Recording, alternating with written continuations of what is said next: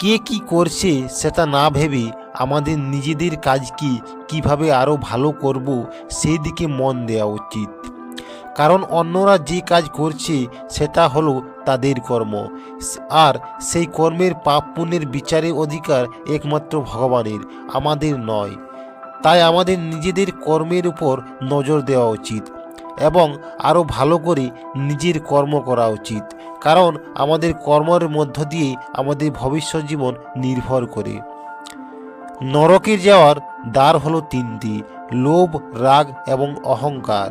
এই তিনটি জিনিস থেকেই আমাদের দূরে থাকা উচিত। আর এগুলোর থেকে দূরে থাকার সবচেয়ে ভালো উপায় হচ্ছে প্রতিদিন শ্রীকৃষ্ণকে মনে মনে স্মরণ করা আর তার বলা বাণী শোনা। কি হয়েছিল, কি হচ্ছে এবং কি হবে, আপনি কখনো পিছনে ফেলে আসা অতীতকে ঠিক করতে পারবেন না, আর না আপনি সামনে আসা ভবিষ্যৎকে দেখতে পারবেন। আপনি কেবল চিন্তাই করতে পারবেন।